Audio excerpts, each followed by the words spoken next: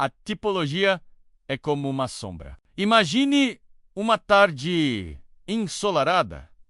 Você olha para o chão e vê uma forma projetada. Pela sombra, você consegue discernir se é uma pessoa, uma árvore ou um animal. A sombra revela contornos, aponta para uma realidade menos, mas não é a realidade em si. Ela apenas anuncia que algo verdadeiro está por perto. Assim são as escrituras do Antigo Testamento. Sombras que antecipam uma forma maior, mais plena e definitiva. Como está escrito em Colossenses 2:17. Estas coisas são sombras das que haveriam de vir. A realidade, porém, é Cristo. Ao caminhar por essas sombras, encontramos a história de José, um verdadeiro espelho de Jesus, amado por seu pai, rejeitado e odiado por seus irmãos, vendido como escravo e considerado morto. José desce à humilhação menos más. É justamente ali que Deus começa a erguer sua exaltação no tempo certo. Ele é levantado como governador do Egito para salvar vidas. E então, entendemos. Aquilo não era apenas sobre José, era uma sombra. Assim como José foi traído e vendido, Jesus também foi traído, não por estranhos, mas por alguém próximo, assim como José sofreu injustamente.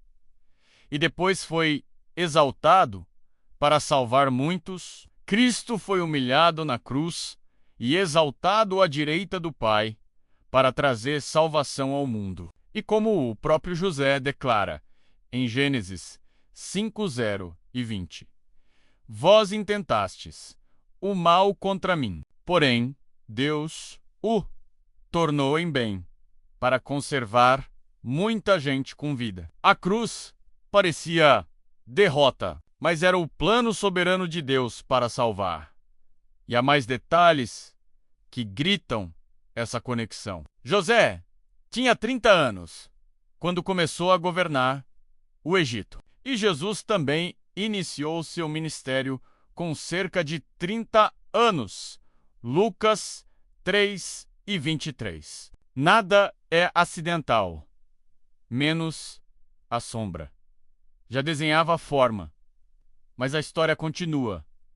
E agora a sombra aponta para um reino. Antes de morrer, Jacó profetiza sobre seus filhos. E ao falar de Judá, declara que o cetro, o símbolo de autoridade real, não se afastaria dele até que viesse Siló, o Messias prometido.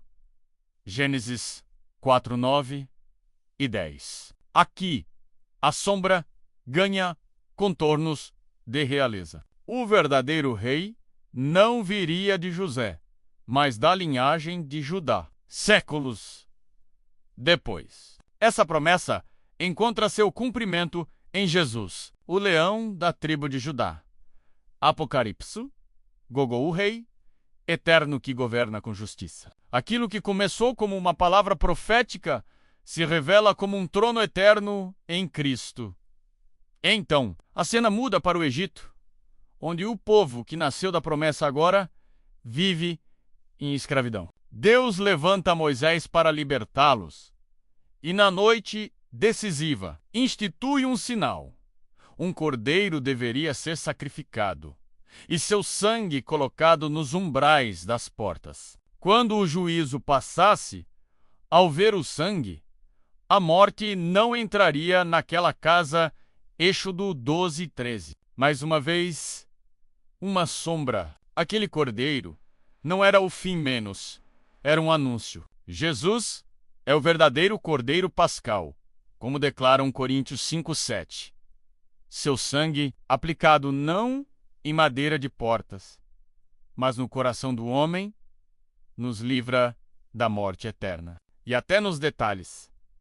A sombra é perfeita.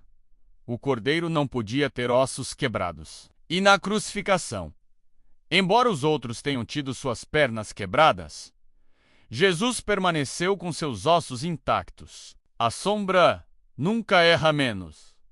Ela sempre aponta fielmente para Cristo.